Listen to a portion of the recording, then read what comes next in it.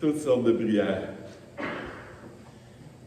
Parce qu'on est encore dans le même passage dans Éphésiens 6. Hein? Éphésiens 6, c'est quoi? C'est qu'on a tous à combattre contre les dominations, contre les autorités, contre toutes ces choses-là, mais la manière qu'on doit combattre, ou un des outils que Dieu nous a donné pour combattre, c'est la prière. Bien, il nous dit, après nous avoir dit de nous revêtir de toutes les armes de Dieu, et Paul, il dit à Éphésiens, il dit, faites en tout temps. Déjà là, on sait, on a vu ça la semaine passée, hein, qu'on doit prier toujours, en tout temps. C'est pas quelque chose une fois de temps en temps, ou juste quand ça va mal, en tout temps. Mais il a dit aussi, par l'Esprit. On va voir cette partie-là aujourd'hui, par l'Esprit, parce que c'est important. Parce que si ce n'est pas par l'Esprit, c'est par la chair. C'est un ou l'autre. Il n'y a pas 26 manières. C'est un par la chair ou l'autre par l'Esprit. Mais faites en tout temps par l'Esprit toutes sortes de prières et de supplications. On a vu ça la semaine passée. Veillez à cela avec une entière persévérance, constamment. Et priez pour tous les saints. Prier pour tous les saints, ça veut dire intercéder. Hein? Toutes sortes de prières, bien, on intercède également. Quand on prie pour les gens, on est en train d'intercéder. Quand on est en train de prier pour nous, souvent, on est en train de supplier que Dieu change les choses. Mais il y a l'intercession également, qu'on n'a pas vu encore, mais on va le voir à fur et à mesure. Puis je pense qu'on n'a pas besoin de l'expliquer tant que ça non plus. Quand on intercède pour quelqu'un, on prie Dieu, que Dieu vienne intervenir dans leur vie. Hein? Comme Paul dit, priez pour moi, hein? Afin qu'il me soit donné, quand j'ouvre la bouche, de faire connaître hardiment et librement le mystère de l'Évangile, pour lequel je suis ambassadeur dans les chaînes, et que j'en parle avec une assurance comme je dois en parler. Donc, Paul demande de l'intercession pour lui. Priez pour moi. Parce que je sais que ce que je dis et ce que je fais, je ne peux le faire sans le Seigneur, sans l'Esprit qui vient m'animer. Parce que ce qui me différencie de tous les hommes sur cette terre, c'est le Seigneur en dedans de moi, comme vous. Ce qui vous différencie de vous et des autres, c'est juste le Seigneur. On dit juste, c'est grand. Mais en même temps, il n'y a pas de plus grande différence. Si enlève le Seigneur dans ma vie, je redeviens comme un homme. Je redeviens un homme normal, faible, impuissant, dans le sens incapable de faire quoi que ce soit de bon selon Dieu. Et puis, c'est ce qu'on va voir. Aujourd'hui, on va commencer par l'Esprit. Dans 1 Corinthiens 2, 10 à 16, Dieu nous les a révélés par l'Esprit. Dieu nous révèle les choses par l'Esprit, car l'Esprit sonde tout, même les profondeurs de Dieu. Lequel des hommes, en effet, connaît les choses de l'homme, si ce n'est l'Esprit de l'homme qui est en lui? Hein? On a tout un esprit. De même, personne ne connaît les choses de Dieu si ce n'est l'Esprit de Dieu. Or, nous n'avons pas reçu l'Esprit du monde, mais l'Esprit de Dieu qui vient de Dieu, l'Esprit qui vient de Dieu, afin que nous connaissions les choses que Dieu nous a données par sa grâce. On va juste arrêter là pour tout de suite. On va rester là-dessus. Que Dieu nous a données par sa grâce, afin qu'on les connaisse, ces choses-là. C'est bizarre qu'on doit découvrir ce que Dieu nous a donné. C'est tellement grand, c'est tellement profond, c'est tellement large, c'est tellement haut qu'avec notre intelligence finie, hein, quand on parle d'intelligence finie, c'est qu'on est limité. Il y a une limite à notre connaissance. On doit connaître quelque chose qui est infini. Ça nous dépasse. C'est impossible. On doit avoir l'aide de Dieu pour connaître ces choses de Dieu, que Dieu nous a données par sa grâce. Déjà là, toutes choses que Dieu nous a données par sa grâce. Parce qu'on peut être sauvé, avoir reçu le salut, puis on est bien content. C'est fini là. Hein? Mais on ne cherche pas plus loin. Dieu ne nous a pas sauvés juste parce qu'on était beau et fin. Peut-être même le contraire. Mais il nous a sauvés pour qu'on serve à quelque chose. On le serve. C'est notre maître. Donc, il nous a donné des capacités. Il nous a donné des dons. Il nous a donné surtout l'Esprit qui nous aide à comprendre ces choses-là. On continue. Et nous en parlons non avec un discours qu'enseigne la sagesse humaine, mais avec ceux qu'enseigne l'Esprit, employant un langage spirituel pour les choses spirituelles. Mais l'homme animal ne reçoit pas les choses de l'Esprit de Dieu, car ce sont une folie pour lui. Il ne peut les connaître parce que c'est spirituellement qu'on en juge. L'homme spirituel, au contraire, juge le tout, et il n'est lui-même jugé par personne. Car qui a connu la pensée du Seigneur pour l'instruire? Or, nous avons la pensée de Christ. C'est ça qui fait la grosse différence. Puis ça, c'est frappant, surtout quand tu lis les évangiles, là, hein, avant qu'ils reçoivent l'Esprit. Le Seigneur est tout le temps en train de leur parler de l'Esprit. Il est tout le temps en train de parler des choses spirituelles. Puis eux autres, ils sont pognés des choses naturelles, que ce soit avec la Samaritaine au puits. Hein, viens ici, je te donnerai de l'eau, tu n'auras plus jamais soif. Ben, la moitié de cette eau-là est encore poignée dans le naturel. Elle va avoir de l'eau naturelle. Là. Puis il parle de quoi? Il parle de l'esprit. Hein, avec Nicodème, il faut que tu naisses de nouveau. Il faut que je rentre dans le ventre de ma mère. Non, il n'a rien compris. Pourquoi? Puis il est encore poigné dans la chair. Il est encore avec l'esprit, l'intelligence de la chair. Les choses de Dieu, c'est spirituel. Dieu nous parle d'une manière spirituelle pour qu'on atteigne les choses spirituelles, pour qu'on utilise les choses spirituelles. Mais si on ne comprend pas ça, comment on va combattre le bon combat? Parce que le bon combat, c'est dans le spirituel qu'on le combat. Fait que si je veux me débarrasser de quelqu'un, c'est pas le tuant. On prie pour lui. On prie pour lui que Dieu le change. Et puis, les choses spirituelles, c'est ce qui l'influence, cette personne-là. C'est les choses c'est des taux de raisonnement qui s'élèvent contre la connaissance de Christ, c'est notre chair. Et puis, on peut briser ça. Donc, c'est vraiment par l'Esprit. Faites en tout temps par l'Esprit toutes sortes de prières. Dans Luc 9, 51, 56, lorsque le temps où il devait être livré, enlevé du monde, approcha, Jésus prit la résolution de se rendre à Jérusalem. Il envoyait devant lui les messagers qui se mirent en route et entrèrent dans un bourg de Samaritains pour lui préparer un logement. Mais on ne le reçut pas parce qu'il se dirigeait vers Jérusalem. Les disciples, Jacques et Jean, important, Jacques et Jean, voyant cela, dirent, « Seigneur, veux-tu que nous commandions que le feu descende du ciel et les consume? » Wow! Déjà, parce que les disciples, ils avaient déjà commencé à faire des miracles. Là. Puis comment ils faisaient les miracles? En commandant. Fait que là, veux-tu qu'on commande au ciel qui est détruit, tu sais? Jésus, se retournant vers eux, il les réprimanda, disant, « Vous ne savez de quel esprit vous êtes animés, car le Fils de l'homme est venu non pour perdre les âmes des hommes, mais pour les sauver. Ils allèrent dans un autre bourg. » On peut être animé de l'Esprit de Dieu, ou on peut être animé d'un mauvais esprit ou d'un esprit de notre chair. Hein, rappelez-vous, le Seigneur il a dit à Pierre, « Arrière de moi, Satan. » Satan, c'est pas Pierre. Mais la pensée qui animait Pierre était satanique. Donc, on va voir que Jacques également, c'est Jacques et Jean qui ont demandé ça. On voit dans Jacques 4, 6 que Jacques qui a compris la leçon, il dit, vous demandez et vous ne recevez pas parce que vous demandez mal dans le but de satisfaire vos passions. Ça veut dire qu'il a compris, hein? Il a dit, écoute, je l'ai déjà demandé moi aussi, puis ça n'a pas marché, parce que je n'étais pas animé de l'esprit. Donc, c'est important, quand on prie par l'esprit, toutes sortes de prières, il faut comprendre de quel esprit on est animé. On voit aussi la mère encore de deux autres, dans Matthieu 20, 21 à 23, en tout cas, je vais peut-être sauter un verset, mais c'est pas grave. Après, alors la mère des fils de Zébédée s'approcha de Jésus avec ses fils, hein, et se prosterna pour lui faire une demande. Il lui dit, « Que veux-tu?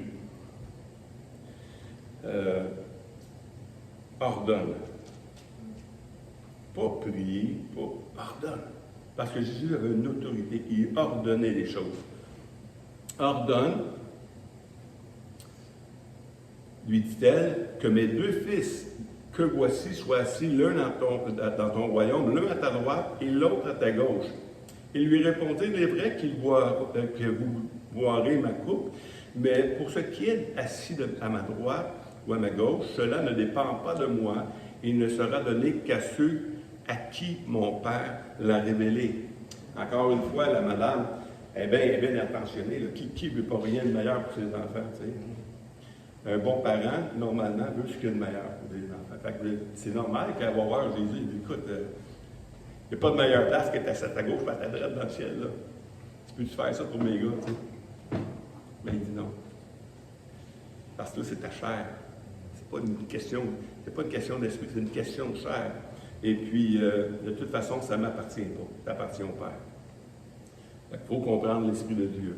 Dans Romains 8, 26, 27, de même aussi, l'Esprit nous aide dans notre faiblesse, car nous ne savons pas ce qui nous convient de demander dans nos prières. Juste arrêter ici une seconde. On ne sait pas quoi demander. Il nous demande de demander, mais on ne sait plus comment le demander, quoi le demander. Pourquoi? Parce qu'on est faible. On n'a pas cette relation-là intime avec le Père, avec le Fils, avec le Saint-Esprit. Il faut développer ces choses-là. Puis quand on les développe, bien, les choses commencent à changer. On est quel verset là? C'est ça.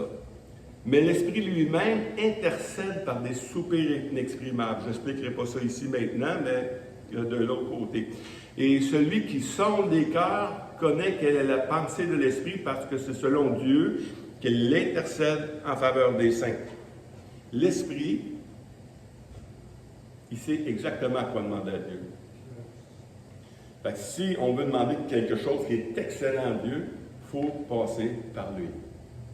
Ça, c'est quand on parle d'autorité du croyant, c'est là qu'il faut aller en premier.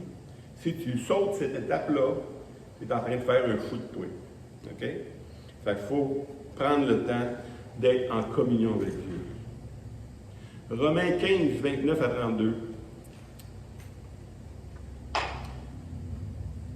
Paul, il dit, je sais qu'en allant vers vous, Paul, il prend des dispositions, Paul, pour faire ses voyages. Je sais qu'en allant vers vous, c'est avec une pleine bénédiction de Christ que j'irai. Wow! Paul a fait des grandes choses, mais il ne fait rien sans avoir la pleine bénédiction de Christ. Fait que si tu n'es pas dans cette relation-là avec Dieu, comment peux-tu faire les choses? Je vous exhorte, frères, par notre Seigneur Jésus-Christ et par l'amour de l'Esprit, à combattre avec moi. Wow! Je répète cette phrase-là. Je vous exhorte, frères, par notre Seigneur Jésus-Christ et par l'amour de l'Esprit, à combattre avec moi. Les armes qu'on a, elles sont spirituelles. L'amour de l'Esprit. Wow, moi je trouvais vraiment intéressant de voir cette tournure de phrase-là. À combattre avec moi, en adressant à Dieu des prières en ma faveur, afin que je sois délivré des incrédules de la Judée et que les dons que je porte à Jérusalem soient agréés des saints, en sorte que j'arrive chez vous avec joie, si c'est la volonté de Dieu, et que je jouisse au milieu de vous de quelque repos. Wow. On voyait que Paul, même si Paul avait, s'il y en a un dans la Bible qui était puissant, là, il y a, à part Jésus-Christ, je parle, il y a Paul. Paul, c'est un exemple, qui agissait avec puissance, faisait des guérisons. Écoute, il y a plein d'exemples que je ne sortirai pas, mais c'est un exemple pour nous. Puis Paul lui-même, il dit, imitez-moi comme moi j'imite Christ, tu sais. Que j'ai quelques repos. Dans Jacques 5, 14 à 18, quelqu'un parmi vous est-il malade, qu'il appelle les anciens de l'Église, et que les anciens prient pour lui, en loignant d'huile au nom du Seigneur, la prière de la foi sauvera le malade, et le Seigneur le relèvera. Et s'il a commis des péchés, il lui sera pardonné. Confessez donc vos péchés les uns les autres. On va faire le prochain tout de suite après. Mais on voit ici que la prière de la foi. La prière de la foi. On a vu la semaine passée qu'une prière sans foi, c'est rien. Hein? Ça n'a pas de puissance. C'est rien. La foi doit accompagner chaque prière. Mais il y a une prière qui est au-delà. C'est comme les dons. Hein? On a le don de la foi dans la Bible. Mais on a tout à avoir la foi. Mais il y en a qui ont le don. Un don, c'est quelque chose qui est l'extrême. C'est quelque chose qui est parfait. Mais on est tous appelés à avoir le don. Oui, mais moi, je n'ai pas le don de la foi. Je pourrais avoir de la foi. T'sais. Parce qu'il y a beaucoup de gens qui servent de cette expression-là pour dire, ben non, je n'ai pas besoin de parler en langue, mais je n'ai pas le don. Ben oui. Tu peux parler en langue, pareil, mais si tu n'as pas le don. Tu peux donner des prophéties, même si tu n'es pas prophète. Tu peux donner de l'argent, même si tu n'as pas le don de libéralité. Moi, je ne donne pas ma dîme, je n'ai pas le don. Non, mais c'est un raisonnement qu'il faut le suivre jusqu'au bout, si on le suit. T'sais. Mais la foi, on a tous appelé à grandir dans la foi. Et le meilleur chemin ou la meilleure pratique, c'est dans la prière.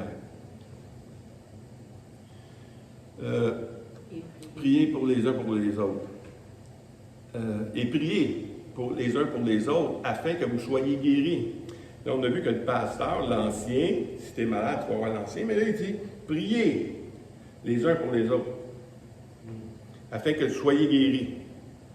La prière fervente du juste a une grande efficace. Ça veut dire c'est vraiment efficace. La prière fervente du juste. Qui est le juste? Celui qui est sauvé. Oui, mais tu ne le connais pas. Non, tu n'as pas besoin d'être juste toi. Tu as besoin d'avoir celui qui est juste en dedans de toi. Hein? Tu as besoin d'avoir été justifié par Christ. Oui? Une affaire que j'aime dans ton autre verset, c'est la prière de la foi sauvera le malade. Oui. Pas la prière du Seigneur sauvera le malade. C'est la prière de la foi. De la foi qui C'est va ça. sauver le malade et le Seigneur va le relever. Exact. Donc là, mais aussi, on a vu que les anciens, là, on voit que tout le monde, on a cette puissance-là également. La prière fervente du juste a une grande efficace. Et là, il tombe avec un exemple pour nous montrer que non, pensez pas qu'il y a des hommes qui sont plus grands que d'autres puis qui ont plus de puissance que d'autres. Là. Il dit, Élie était un homme de la même nature que nous. Il pria avec instance pour qu'il ne plût point, il ne tomba point de pluie sur la terre pendant 3 ans et 6 mois. Il pria de nouveau et le ciel donna de la pluie et la terre produit son fruit. Il prend l'exemple d'Élie. C'est sûr qu'Élie c'est un prophète. Il dit, écoute, là tu pognes un homme de Dieu, là. Mais les chrétiens ont tous l'Esprit de Dieu. L'Esprit qui a ressuscité Christ habite en nous. C'est important de comprendre ça. Mais ça prend l'Esprit de Dieu qui nous révèle ces choses-là. Et il a pris ça. On va voir Élie un peu. Comment Élie il faisait ça? Parce que dans la Bible, malheureusement, on a souvent des sujets de prière. Okay, on sait que Jésus demandait de Pierre, Paul demandait des prières pour lui, mais on ne voit pas personne dire en train de faire une prière pour lui. T'sais. Fait que les prières, il n'y en a pas tant que ça, des prières d'intercession, des prières d'autorité. On voit que Jésus guérissait, mais on ne voit pas comment il guérissait. Qu'est-ce qu'il disait pour qu'il soit guéri? T'sais? Il n'y a pas beaucoup d'exemples où c'est minime ce qu'on voit. Mais on va voir ici encore une fois, puis on va revenir, puis il faut taper sur ce clou-là. 1 Roi 17.1. Élie de Tishbite, l'un des habitants de Galaad, dit à Akab, « L'Éternel est vivant, le Dieu d'Israël, dont je suis le serviteur. Il n'y aura cette année ni rosée, ni pluie, sinon à ma parole. » Hey, qui tu te prends? Élie savait la puissance que Dieu lui a donnée, parce qu'il savait que Dieu agissait par lui. Puis il avait l'audace de dire, à ma parole, il va y avoir de la pluie, puis à la ma parole. Tu sais, il a dit quelque chose, il mouille plus. Il dit quelque chose, il pleut. Hey, ça ne vous fait pas penser à quelque chose, ça? Ça fait vous penser à quoi? Dieu lui-même. Dieu a tout créé par sa parole. Dieu dit et à la création, ainsi de suite. Nous sommes la créature de Dieu, puis Dieu a mis cet esprit-là dans nous. Un deuxième exemple d'Élie également, dans 1 Roi 18, 41-42, Élie dit à Akab, monte, mange et bois, car il se fait un bruit qui annonce la pluie. Akab monta pour manger et pour boire, mais Élie monta au sommet des Carmels et se pencha contre terre. On voit juste, toi, qu'est-ce qu'il fait là? Il est en train de prier. Il se pencha contre terre, hein? Il mit son visage entre ses genoux. Il priait avec instance. Puis là, la pluie vient. Mais on voit qu'Élie, à part la révélation qu'on a du Nouveau Testament, mais Élie nous dit quelque chose d'intéressant dans 1 Roi 18, 36. Au moment de la présentation de l'offrande, Élie, le prophète, s'avança et dit, Éternel Dieu d'Abraham, d'Isaac, d'Israël, que l'on sache aujourd'hui que tu es Dieu en Israël et que je suis ton serviteur et que je fais toutes choses par ta parole. Wow! On ne l'a pas ça dans la révélation du Nouveau Testament. On voit qu'Élie a une puissance. Il dit quelque chose, ça l'arrive, il dit quelque chose, ça l'arrête. Il brise les choses par sa parole. Mais Élie ne fait rien sans la parole de Dieu. C'est important. Si Dieu t'appelle à faire des grandes choses, il va te le dire. Et si tu ne le sais pas, tu dois lui demander. Seigneur, confirme. Paul disait, c'est par la pleine autorisation de Christ, hein, c'est par sa pleine chose que je vais y aller. Si j'ai l'assurance que c'est lui qui m'envoie, il va y aller. Mais c'est la même chose qu'on doit faire, nous également, quand on va dans le domaine de l'autorité spirituelle. On doit aller dans ce côté-là. Mais on va voir aussi comment ça s'exerce, ça. Dans Jean 5, 19. Parce que Jésus aussi agissait comme ça. Jésus reprit la parole dans Jean 5, 19 et leur dit, en vérité, je vous le dis, le Fils ne fait rien de lui-même. Pourquoi il dit ça? Jésus ne fait rien de lui-même. D'ailleurs, t'en avais pas la chose, tu sais. Non, je ne fais rien de moi-même. Parce que Jésus, même s'il était 100% homme et 100% Dieu, il n'a pas agi en tant que Dieu sur la terre.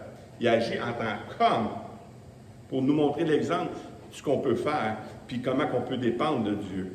Il dit, le Fils ne peut rien faire de lui-même. Il ne fait ce qu'il voit faire au Père, et tout ce que le Père fait, le Fils le fait pareillement. Wow! C'est par exemple. C'est la même chose dans le naturel. Un fils qui voit faire son père des choses va apprendre de son père, puis il va faire pareil. Nous, en tant qu'enfants de Dieu, on a le maître. Un maître, c'est pas que celui qui ordonne, hein, puis toi tu fais.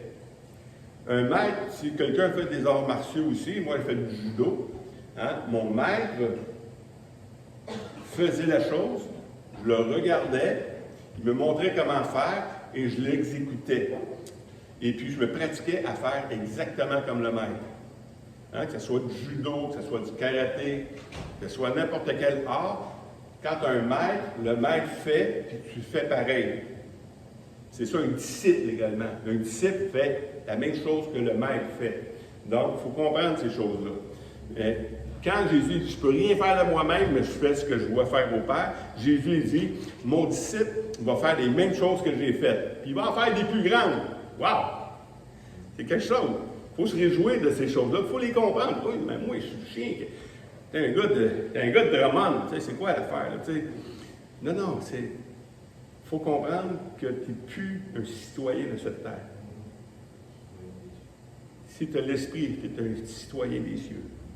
Puis tu as une puissance qui est là, qui ne peut pas être changée, sinon toi-même qui le diminue et que tu ne l'utilises pas. Dans Matthieu 8, 26, 27, il leur dit, pourquoi avez-vous peur, gens de peu de foi? Alors il se leva, menaça le vent et la mer. Hein? On se souvient de cette tempête-là. Jésus est sur l'eau dans la chaloupe, puis il est en train de dormir, puis une tempête se lève. Puis Jésus, ce qu'il fait, c'est qu'il menace. Hein? Il dit, pourquoi avez-vous peur, gens de peu de foi? Alors il se leva, menaçait le vent et la mer. Il y eut un grand calme, cet homme fut saisi d'étonnement. Quel est celui-ci, disait-il, à qui obéissent même le vent et la mer? Wow. C'est impressionnant. Il ne fait pas juste parler aux hommes et ils s'en vont. Là. C'est vrai qu'on l'a vu parler à des esprits qui sont partis. Mais là, il parle au vent, la mer, puis il se calme. Parce qu'il ordonne, il menace. Bien, la prière de la foi, la prière d'autorité va dans ce sens-là. On va continuer des exemples. Dans Luc 4, 38, 39, en sortant de la synagogue, il se rendit à la maison de Simon, la belle-mère de Simon. Avait une violente fièvre. Ils le prièrent en sa faveur, et s'étant penché sur elle, qu'est-ce qu'il faisait Jésus? Il menaçait la fièvre. Et la fièvre la quittait. Ça, c'est un bel exemple. Une prière de foi, ce n'est pas une prière d'intercession. Une prière d'intercession, c'est qu'on demande à Dieu d'agir. Une prière de foi, on commande aux choses d'agir. Jésus, ici, il dit à la fièvre, il menace la fièvre, il dit « quitte ».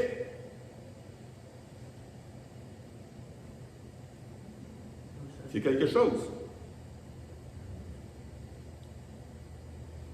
Il priait, il s'était penché sur elle, il menaçait la fièvre. Et la fièvre la quitta, et à un instant, il la suivi, il se leva, il la servit.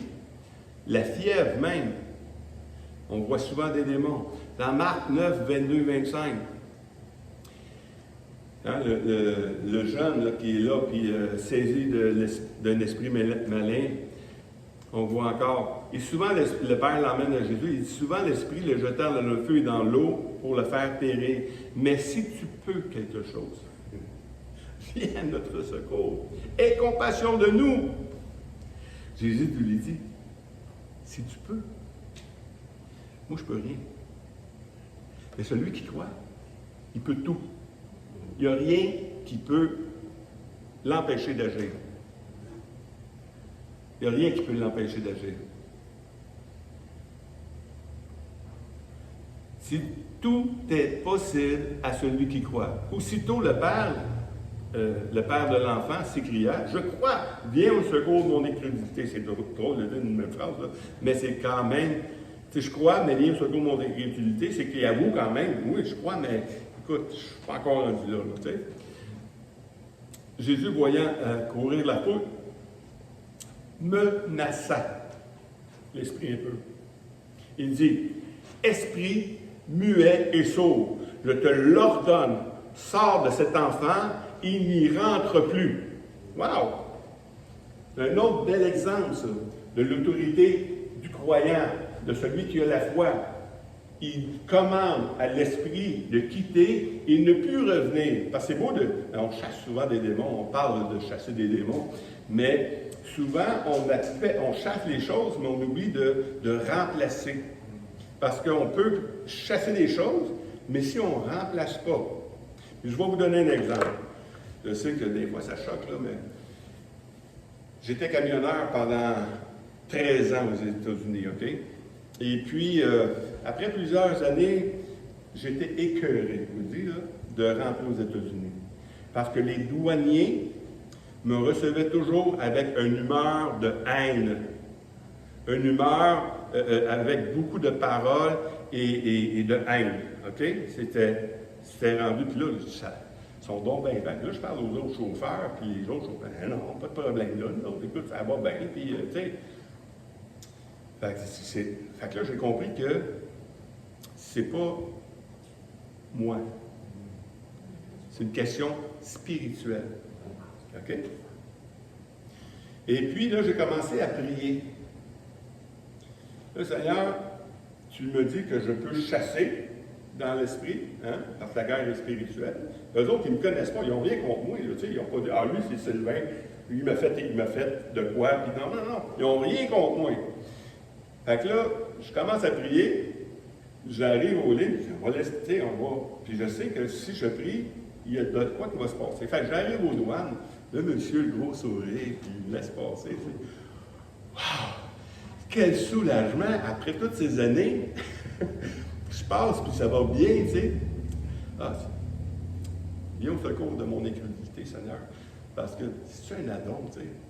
Fait que la prochaine fois, j'arrive là, je prie encore la même chose, je chasse ces mauvaises pensées-là, je chasse la mauvaise humeur, j'appelle la joie dans la situation, j'appelle le bon sens, tu sais, et toutes ces choses-là, j'arrive là, ça passe encore pareil comme « Wow! » Tu sais, il me dit quasiment merci de venir aux États-Unis, tu sais. Mais c'est tellement changeant pour moi, là. C'est le noir et le blanc, c'est la nuit et le jour, c'est complètement différent. Je suis en train de parler avec ma femme, la troisième fois, je suis en train de parler à ma femme au téléphone, juste avant de passer les lignes, puis là, ben, j'oublie de prier. J'arrive aux lignes, qu'est-ce qui arrive?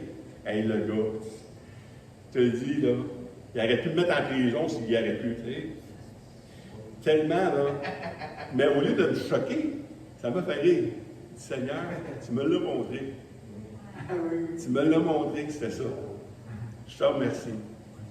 Tu me l'as prouvé. Et puis, j'ai prié tout le temps. À un moment donné, j'ai arrêté de prier parce que ça allait bien et tout ça. Mais juste pour vous dire que la guerre est spirituelle. Il y a des choses qu'on peut chasser, mais il faut remplacer également par d'autres choses. Parce que l'ennemi rusé, il va trouver quelque chose pour t'écœurer finalement.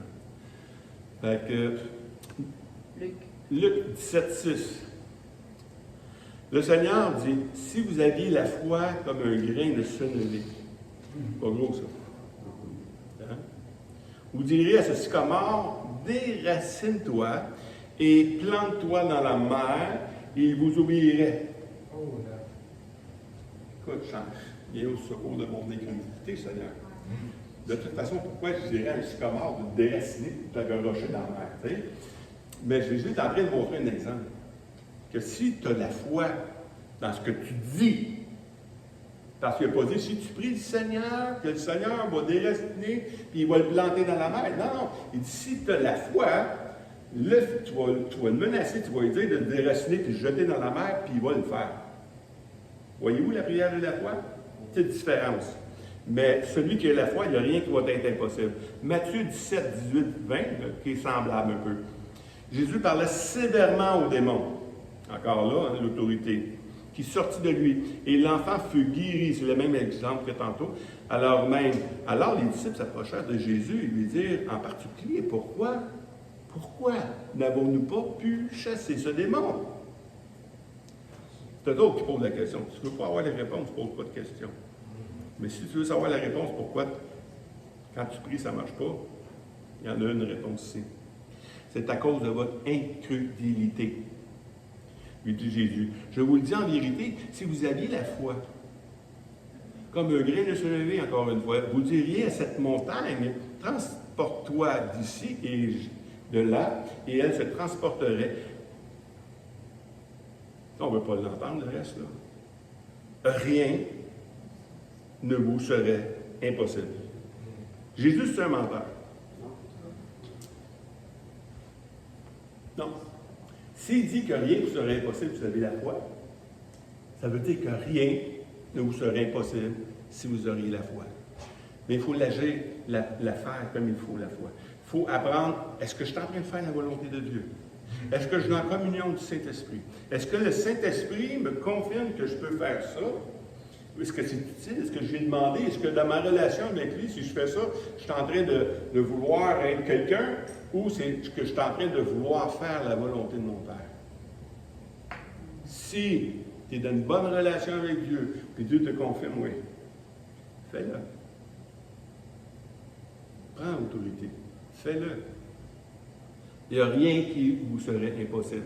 Dans Matthieu 18 à 20, je vous le dis en vérité, tout ce que vous lirez sur cette terre sera lié dans le ciel et tout ce que vous délierez sur cette terre sera délié dans le ciel.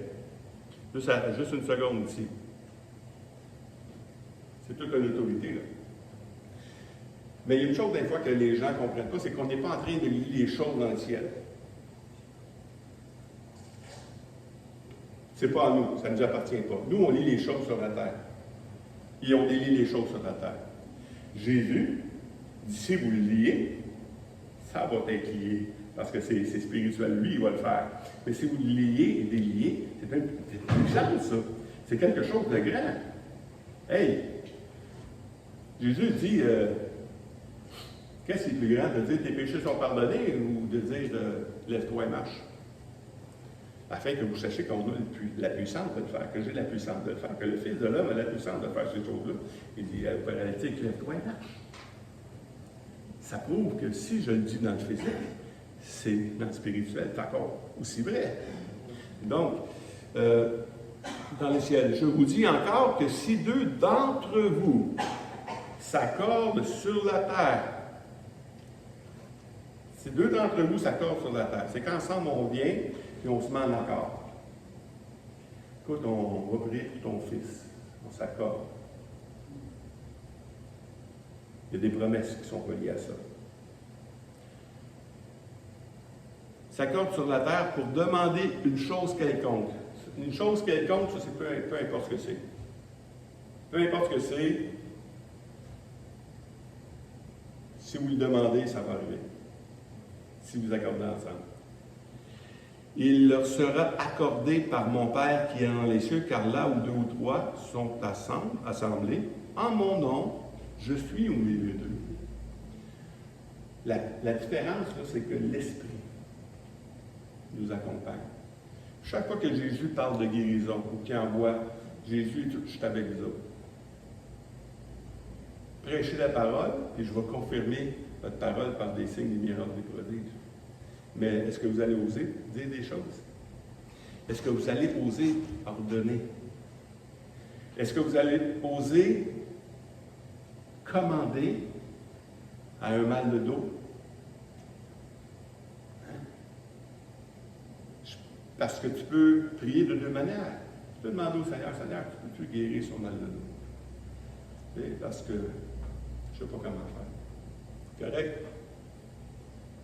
Mais le Seigneur, de la manière qu'il nous a montré la foi, ou la prière de la foi, c'est non, mal de dos. C'est fini. Tu n'as plus d'emprise sur sa vie. On appelle la guérison, la stabilité dans la vie. Puis les choses arrivent. Ça, c'est une parole de foi, c'est une parole d'autorité. C'est différent. Il faut se pratiquer à faire ça.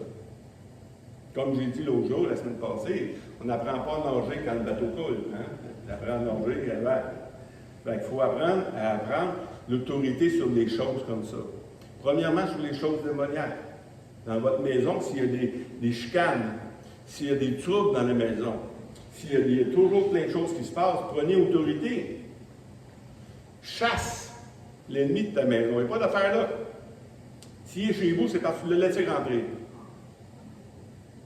Fait que tu peux le mettre dehors. Mais comment qu'on le met dehors? Okay? Un exemple que j'ai vu dans un livre, je ne me souviens plus qui avait donné cet exemple-là.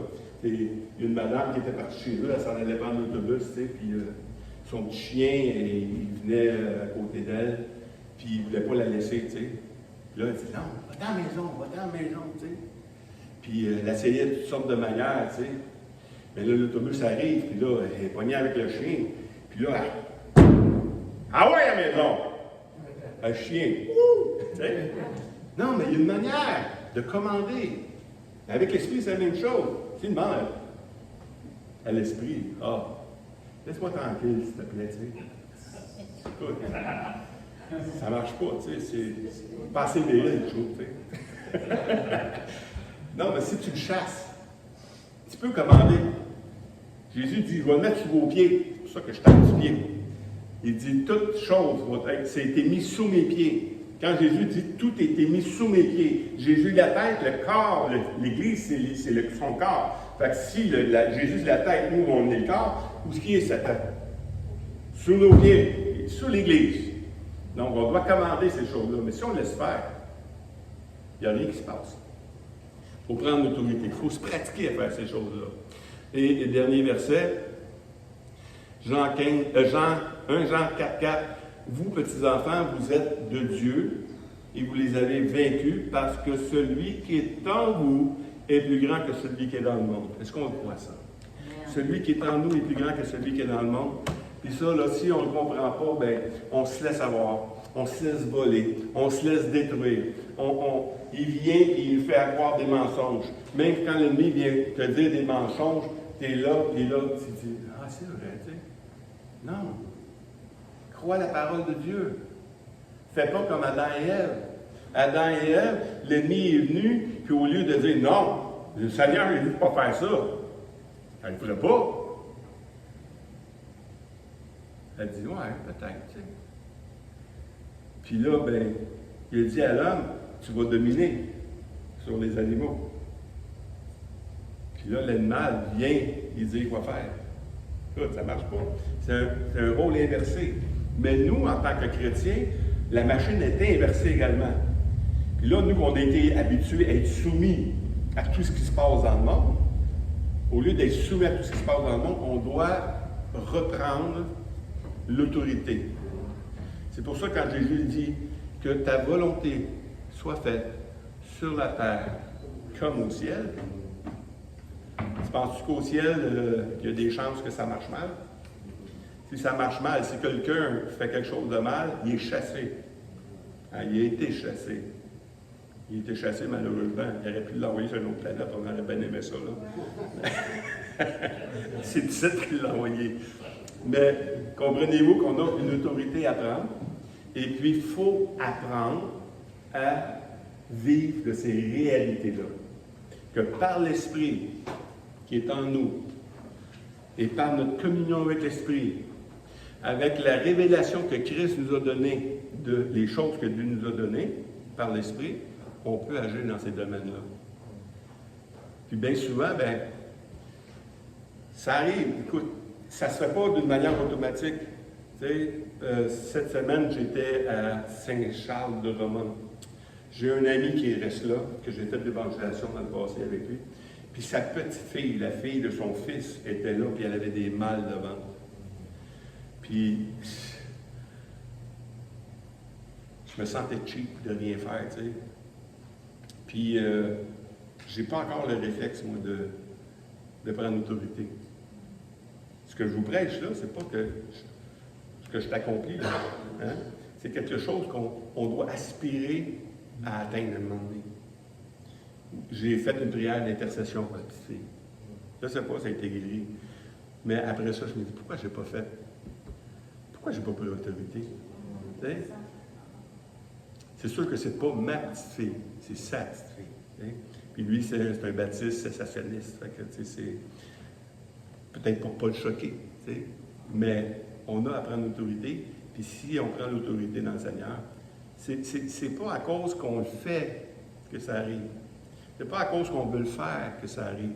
C'est parce que le Seigneur a promis que si tu le fais, ça va arriver. C'est ça la grosse différence. On le croit ou on ne le croit pas? Bien, il faut apprendre à y faire confiance. Quand il dit de faire ça, ben on le fait. On peut intercéder ou on peut prendre l'autorité. Puis, de plus en plus, je crois, avec ce qui se passe dans le monde, il va falloir prendre l'autorité pour nos familles. Il va falloir prendre l'autorité sur nos situations au travail, nos situations dans l'Église, et ainsi de suite. Mais c'est comme ça le Seigneur veut nous montrer comment faire. Je veux vous prêcher la parole de Dieu. Je ne veux pas vous prêcher ce qu'un homme croit. Je veux vous prêcher ce qu'il y a dans la parole de Dieu. C'est ça qu'elle dit, la parole de Dieu. Prendre l'autorité.